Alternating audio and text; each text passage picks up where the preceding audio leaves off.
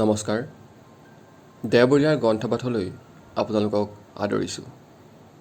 আজি আমি পাঠ কৰিম ডক্টৰ ৰণৱজ্যোতি ডেকাৰ দ্বাৰা লিখিত জ্যোতি দ্বিভাষিকৰ বুৰঞ্জী শীৰ্ষক গ্ৰন্থখনৰ কিছু অংশ। অভিধানৰ পাণ্ডুলিপি প্ৰস্তুত, কিন্তু তাৰ নামেই স্থিৰ হোৱা নাই। প্ৰশ্ন হ'ল, কি নাম দিয়া যায়? গতানুগতিক এংলো আছামিজ ডিক্সনেৰী বুলি নামকৰণৰ ইচ্ছা নাই। এইখন মোৰ মতে অনন্য অভিধান, অতএৱ তাৰ নামটো অগতানুগতিক হোৱা উচিত। হেমকোষ নাম হেমচন্দ্ৰ বৰুৱাই নিজে দিয়া নাছিল, পণ্ডিত হেমচন্দ্ৰ গোস্বামীয়ে দিয়া নাম।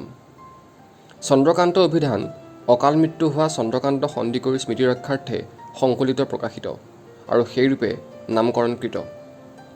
ব্ৰনছন্স চাহাবৰ দ্বাৰা সংকলিত অভিধান ব্ৰনছন্স ডিক্সনেৰী নামেৰেই খ্যাত। সেই যুক্তিত বৰ্তমান অভিধানৰ নাম প্ৰণৱ অভিধান থ'ব পাৰি। আনহাতে ব্ৰহ্মাণ্ডৰ সৃষ্টিকৰ্তা প্ৰণৱক এখন ক্ষুদ্ৰ অভিধানত আবদ্ধ ৰখাটো উচিত নহ'ব। দ্বিতীয় নাম পচন্দ হ'ল জ্যোতি। যিহেতু এইখন দুটা ভাষাৰ অভিধান, স্বাভাৱিকতে দ্বিভাষিক আৰু শব্দাৰ্থযুক্ত কোষ হেতুকে অভিধান।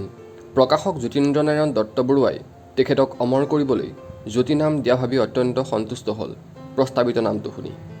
পাণ্ডুলিপি প্ৰস্তুত হ'ল, নামো স্থিৰ হ'ল। কেৱল ছপা নহয়, এমাহ গ'ল, দুমাহ গ'ল, 3 মাহ গ'ল, 4 মাহ পাৰ হৈ গ'ল পাণ্ডুলিপি হস্তান্তৰ কৰাৰ। প্ৰকাশকে ইটো কাৰণ দেখুৱাই সিটো ব্যাখ্যা দিয়ে, কেৱল ছপাবলৈ হুকুম নিদিয়ে।